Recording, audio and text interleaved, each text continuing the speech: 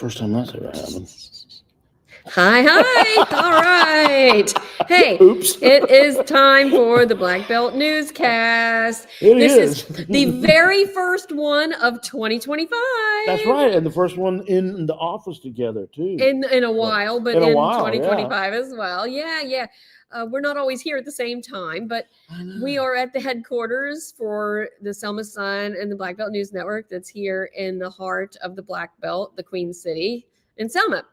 On Broad Street. So if you ever want to come by and see us here, that's where we are. Yeah. And we are going to come to you this week with top headlines of what to expect in 2025 across the Black Belt. We've got a lot of stuff going on that we know is coming and a lot of things that we are expecting to be a growth item for the year that we're going to talk about today. I always like to remind you that we are coming with our headlines that are at blackbeltnewsnetwork.com. If you ever have additional questions about something we're talking about today, it's on our news site. That's great. It's very useful. I love to look at it too, because there's a lot of stuff that she's writing or somebody else, one of our other folks are writing that I don't know about. And I can always That's how you keep myself. up with it. But you also keep up with it through our newsletter that comes to your email at 3 o'clock every day. That's huge. And you can sign up for this. It's free. All of our content is free at blackbeltnewsnetwork.com. It'll ask you within the first 3 seconds. And it's a free newsletter. We don't ask you for any money. You just get the news and you get to stay informed. And that's the best part about it. Yeah. And then you can also let us know what you've got going on that you'd like us to cover or that you want to cover for us as a correspondent at blackbeltnewsnetwork.com. And we get a lot of great stuff this way. Yeah, it's how because we can't be everywhere. No. So we get pictures and videos sent to us, story ideas or calendar items. We have a really great, robust calendar for our community events. So that is the best way to get in touch with us, know what's going on. And 2025, here we are, 3 days in. And it blows my mind. It's already 2025. I know. It felt like it was like 1980 something just a minute ago. I know. All right, let's launch. So the first thing that I want to talk about for 2025 that's really the biggest thing for the Black Belt is the Bridge Crossing Jubilee. Yes, this year's is the 60th anniversary, and it's going to be the first week of March. This is this is from last year, so 24's had Kamala Harris. She was here in 22 as well. And then the following, in between that was President Biden. Right. So we'll have to see who they bring in as the main speakers for the Jubilee, which, draws thousands. Yes, it does. This is my video that I grabbed. I just get in front of everybody and just watch as they enjoy commemorating Bloody Sunday and Voting Rights Act, which came right after this protest. That's such a major event for Selma, because we still enjoy the historic value of having been the catalyst. The ground zero. I know. And 60th anniversary, there's supposed to be a lot of major events. Yeah, well, you remember there's going to be the Marion to Selma bike ride that's going to happen. Right. See, this is the Unity Breakfast that starts off on Sunday, the day of the march, that I go to every year and really enjoy that. The Freedom Singers. They have bands throughout that is just so great. The music's always great. So great music. Was that the one down on the Pocket Park down by the St. James? It was somewhere. It was on Water Avenue. Yeah. I don't think it was in the Pocket Park though. I think it was on Water. Right. So you see the water tower. Yeah, there's so many great stages and bands and events and the 60th is supposed to be even bigger. You got that bike ride from Selma from Marion to Selma, and then they're going to do another one from Selma to Montgomery. Right, and actually Marion has a lot of aspects, and Lowndes County and Montgomery. Lowndes County will have a lot of most of our footprint will be affected by the Jubilee and impacted by people coming and visiting and staying. And it's something that we're tourist draw, a big tourist draw. So that is in March. Right, so that's coming it's up soon. Coming up, exactly. And then we also have They're hoping to have the interpretive center reopen. And this is the corner of Water and Broad Street that's been closed for all of this year for a $10 million renovation. Yeah. And this is video from yesterday, It correct? is. That's yeah, yesterday. It's a beautiful day too. Where they're supposed to be adding a theater in the back, and haven't seen a whole lot of that kind, but you do see a lot because they bought the other building next door. So we've seen a lot of over the year construction. The road is still, so the sidewalk's still blocked off. Right, the sidewalk is still blocked off, the fence is still up. And, it's right down the road, and I haven't noticed. Well, and that's one of the things. You see it every day, you don't know. That's right. It's been like this all year as we've watched them doing some of the renovations to the interpretive center that should be open, and also the effort to light the Edmund Pettus Bridge is still going. And there's been a lot of red tape because it is a National Historic Landmark, and also ALDOT has to give permission. So, but both of us have actually talked to Mike Lewis, the organizer, lately. He's such a cool guy. He's a wonderful guy, and this has been a real passion project for him. He was in leadership at Selma, Dallas County with me, and a minister by trade.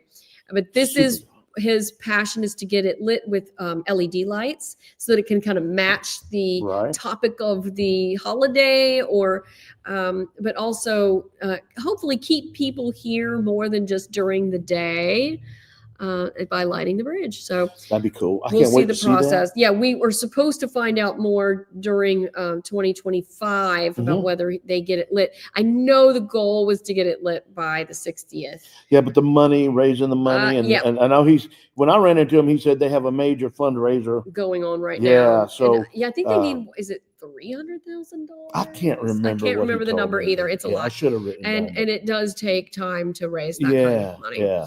So wishing them luck and hoping for 2025 in Selma to be big. So Demopolis, let's move over to Demopolis for a sec. 2025 is when the healthcare high school should be moving forward. So construction, breaking ground in June. And hoping to have this residential high school open by the start of the school year of 26. That is where Governor Kay Ivey came to officially sign into law that the healthcare high school will come to Demopolis. There was a lot of fight against that, actually. But this is the new era building when it was standing, that the land is now you'll see in a second. It currently has been knocked down. That was then. That was then, and then This is now. This is now. So this is where the new school will be built, and it will include dorms. It's located there. It is. It's right behind Whitfield Hospital, and the connection is the partnership where they will be coming over to and they will be taking their classes and learning from. And I love the idea that it is a rural hospital connection to encourage students in the healthcare field to stay at rural facilities. Right, and that was part of the plan of doing it that way, is to encourage, and hopefully the students will come from all around. That's all over the state, and then fall in love with small town life. Right. And stay in the Black Belt area. And we've seen a lot of that from during COVID I don't have to live in a city mentality. So I know I fell in love with small towns. It was before COVID in my case, but still. My first small town was Wetumpka, Alabama, where my dad grew up. Well, and you lived in Demopolis. Yeah, you lived in Demopolis. I lived in Demopolis for a long time. And Selma and Dallas County. So we do have an appreciation for it. We hope that others will see that as they get a chance to spend some time. And that's why we want to promote stuff like that and let people know what's going on, because we want people to stay in these. And quality of life is a big deal, switching over to Demopolis and the old school that has been used by the theater company, and the neighborhood did not want it turned into condos. No, they were going to build townhomes in the back and put 19 condos in that building. And the city, the citizens in that neighborhood decided that's not what they wanted it used for, that they wanted to turn it into a cultural arts center. And the Marengo Historical Society under the leadership of Kirk Mhm. Brooker, has come up with a plan to do just that. And they're finding and researching various grants that are available to do this. And, first thing they got to do is stabilize the building a little bit, and then they'll actually start the development. So that is coming this year and too. I know they're going to be fundraising for that. They'll be doing a lot of fundraising for that, sure. That's going to be costly. Because this is when they had all the signs before all the, and, it's really a great example of how city government works. Yeah, Because actually a lot of the folks in the government wanted it to be they did. the condos, but a lot of the citizens did not. And they were worried about it becoming Section 8 housing. Right. And whether that would have happened or not, the fact is the citizens decided they wanted it to be a certain way. So now I do they let their know voice that be known. housing is very limited in Demopolis, with the 4-laning of Brassfield and Gorey is doing of 69, and that there are a lot, and even with the teachers that will be coming in, educators as part of the healthcare high school are going to be coming in, they're going to need a place to live. And what I heard from the city officials was that they, especially Brassfield and Gorey, looking for housing, was hoping that would be in place in time for them to have some alternative than just owning a home, having rental or even smaller. And it also will help urban bring living. the price of rentals down too, because when well, there's it's a typical supply and demand, and that is a problem in Demopolis right now. Right. Well, so something else that's coming in 25 that's a really big deal. Elections. Yeah. Selma City is one of many that has they pushed off the municipal elections off of the federal schedule onto their own. And so that means that most of our municipalities in the Black Belt have had 5-year terms, all of the mayors and council, and now a lot of them are coming up in 2025. It sounds like, well, we've looked it up. Yeah, we were reading it. It looks like pretty much every municipality in our coverage area in the Black Belt will be having a municipal election in 2025. Montgomery is one that will not. They have a different schedule. The bigger cities have different schedules. And the reasoning for this, it was under John Merrill, the previous Secretary of State, who said that he was concerned that what they call voter fatigue was occurring because municipal election turnout was really low, because it was with the state and the federal. All of it fell very close together. So they separated the municipal so that voters can be more aware and more informed as to what's going on. And this is the first year that we're going to that new schedule. And it's going to be a little while because most of these elections are set for August. Right. But that means that they can qualify, and they can start collecting money before they even qualify. Yes. Starting, I believe, around right now, in order to see if it's worth it to run, and before they qualify. And a lot of that's going to happen in May. But you could see signs starting to pop up. I know Tuscaloosa has seen signs popping up already. Oh, wow. And then, I'm going to mention, because if you look at our YouTube page, you'll see my discussion with Paul DeMarco, who's a state politics expert, was saying that in 2025 is the opening of those that can run for the state offices, which includes the governor that is up for election in 26. So you might see some at least fundraising efforts on the state level as well. So elections is going to be a big topic in 2025.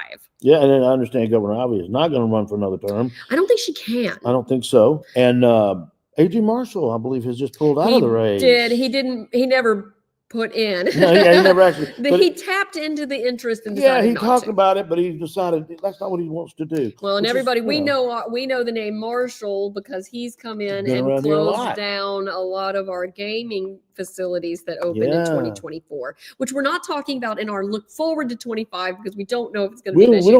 We hope it's not going to be a problem. We hope not. Yeah, we think that one's an old one. Hey, let's switch over to crime. Crime has been an issue. Yeah, it's been bad, and there's a million different ways to fight it, and this is one of the ways that in the city of Selma they've decided to use, and there's these Sky Cop cameras provided by Cellcom, and what they are is basically cameras at intersections that can help identify vehicles and people that are walking around in those areas. a lot of misunderstanding. Some folks say that they don't understand why they got the tag readers up. It's not tag readers.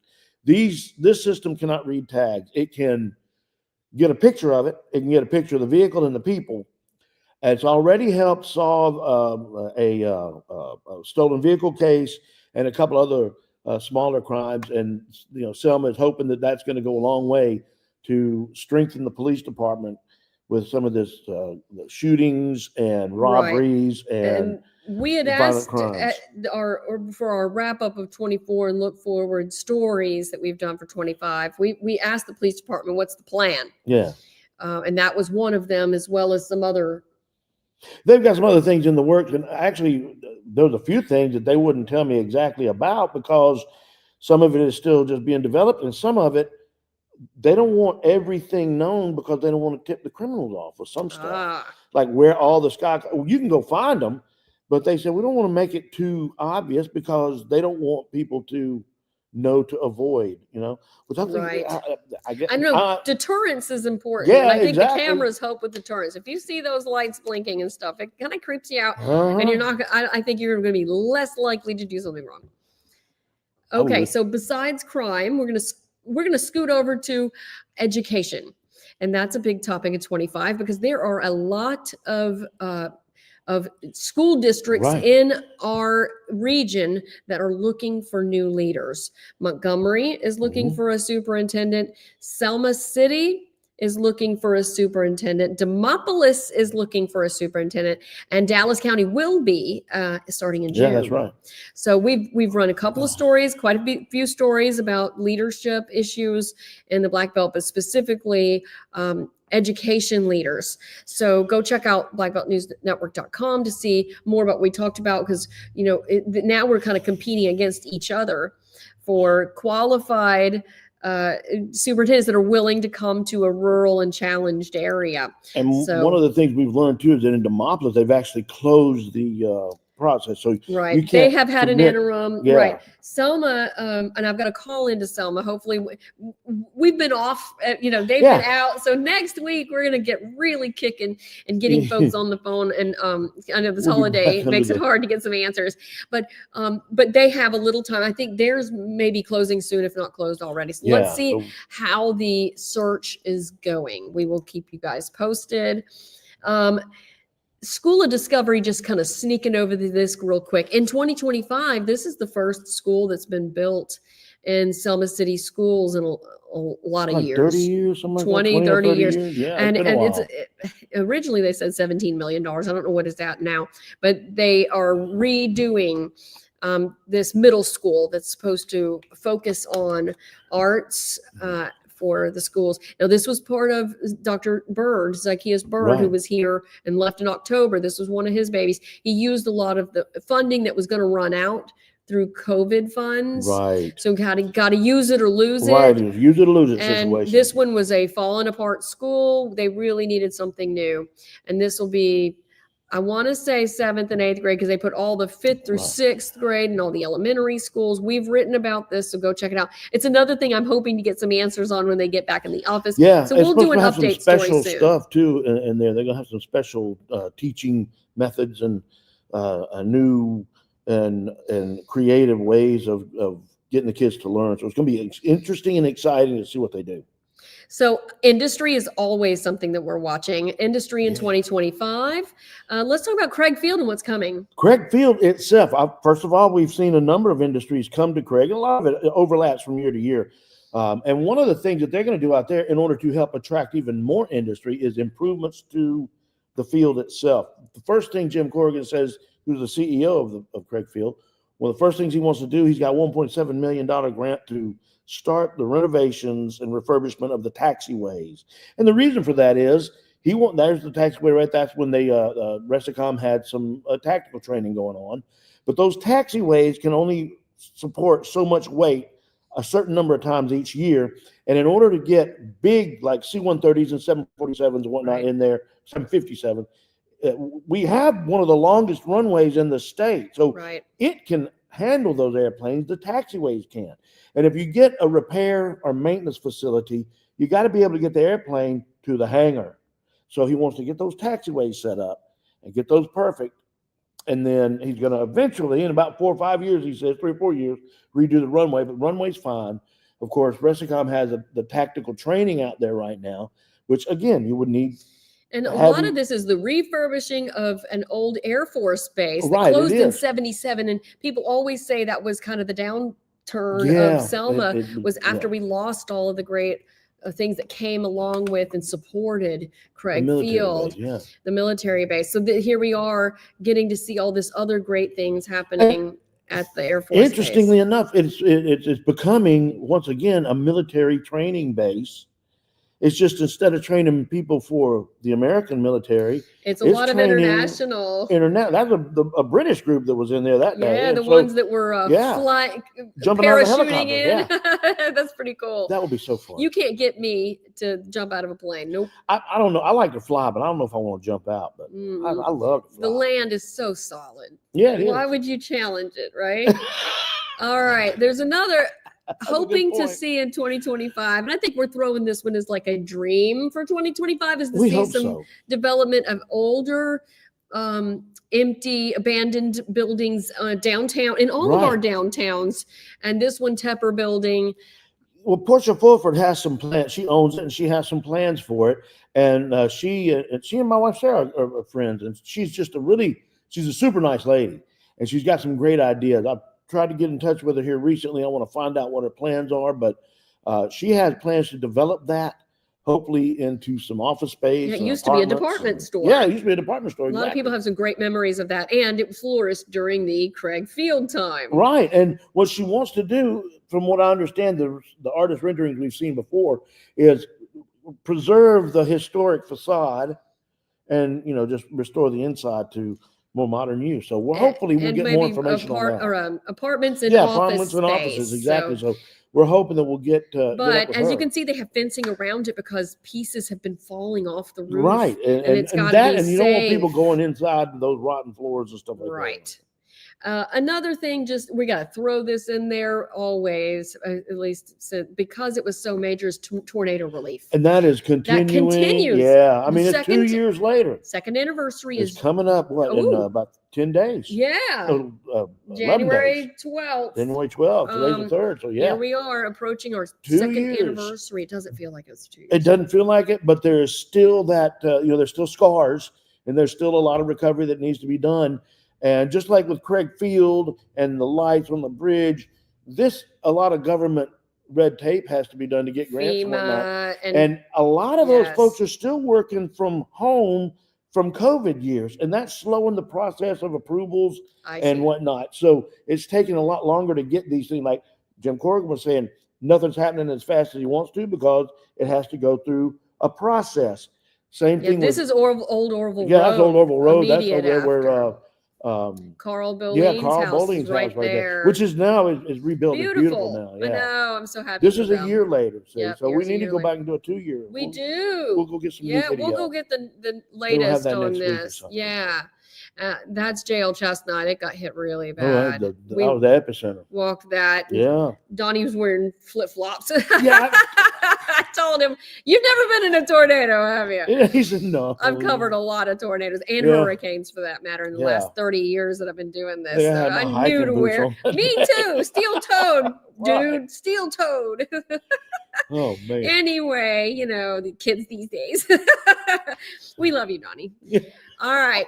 That is our wrap on what we are kind of expecting for 2025. I know there's a whole lot more. We're really excited. Yeah, that's just a couple of high points. That's it. But we got so much. What I always like to do at this point is to thank our sponsors.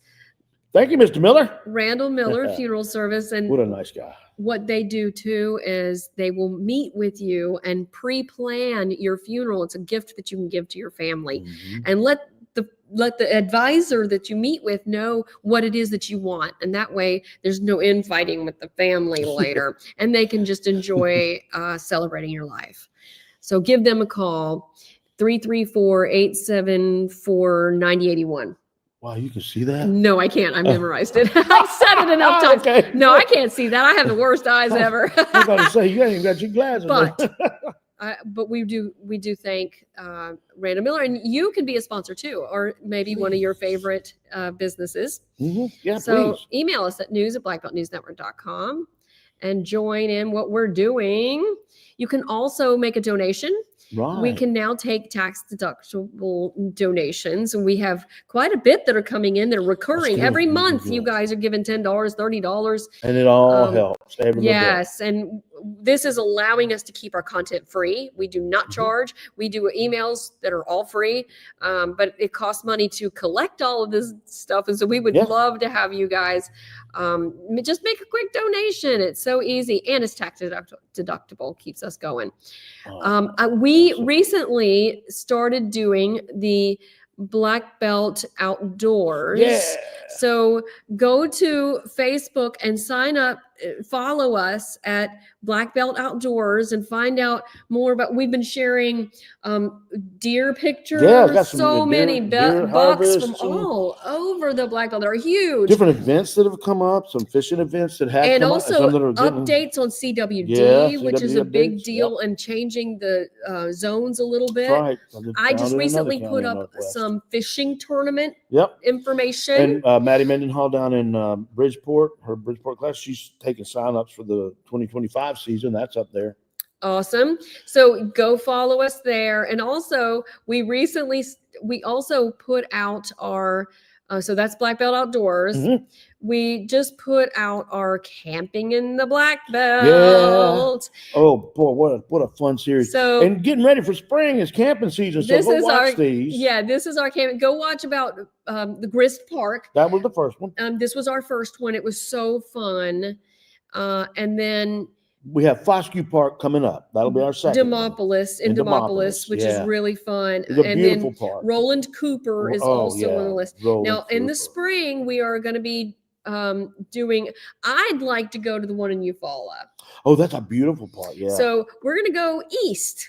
Go east. Yep. So we are very excited. If you have some suggestions for outdoors, Go head east. Email us at outdoors@blackbeltnewsnetwork.com. We're still growing this effort, trying to take over where Big Daddy Lawler left off. It's almost been a year since we lost him. I know it's terrible. Year in February. And we are 13th. trying to get where we can also share the greatness and ecotourism in the Black Belt in his stead. So, send us what you know about in the Black Belt. Yeah, any suggestions of things that we, whether it be news or outdoors related, any suggestions that you have that we should cover, let us know, because we'll do it. We'll do it. Yeah, I think that hits everything. I think so. Wow. This was a meaty edition. We're glad to have you guys with us. We will see you next Friday. I'm just trying to think. Did we cover? Yeah, I think we did. And we were talking about how, I don't know if we got enough stuff. Oh, I do have one more thing I want to share. Hold on. Yeah, you would have forgotten if I hadn't talked to you. Wait, where am I? Can you see me still? Okay. You go ahead. Oh, I'm finished. I'm done. Oh, okay. I just wanted to share real quick that StoryCorps is coming to so NPR's StoryCorps program. This is gonna be so cool. And it's interviews where you guys can interview each other, and it's sharing great stories that, or just come and tell your story. Tell your story. Yeah. And it's friends that come, or colleagues. Linda Derry, the former head of Old Cahaba, asked me if I would come and be with her to do one. That's great. And so we're gonna do one You together. can sign up now. You and I need to do one about this. Okay, let's do it when we get off this live with you guys. He and I are going to go sign up. Yes. Because if you go to blackbeltnewsnetwork.com, there's ads on the page. Right. You just click on that, and it'll send you directly to the page where you can sign up to do your own in the Airstream that'll be parked across the street on Washington. But you can come from anywhere, y'all. I know y'all are in the Black Belt. You can come from Montgomery. You can come from Lowndes County. You can come from Demopolis. Yeah, this isn't just a Selma thing. Nope, it's for the whole Black Belt. And really, they have some people coming from like Huntsville and stuff because it's available. Yeah. So it could be anyone that's watching us right now. But let's stock it with a lot of people from the Black Belt. Yeah, They we wanna also go. have one really great program that's called Brightness in Black, and it is for to get awesome stories and voices from the Black community on your awesome things in your culture and your community that they hope to kind of drown out some of the negativity that comes with the Black culture. Participate in this with us, because it starts January 7th through February 9th. Go check it out at blackbeltnewsnetwork.com. Really hope that you guys will participate and make it as productive as possible. Yeah. It's going to be a fun thing too. So go, Black Belt people, go tell your story. Everybody needs to know it. And you can tell it to us later if you miss their deadline. Yeah, that'd be cool. Yeah, we'll do something like it. Yeah. All right. Thanks, guys. We'll see you next week. See ya.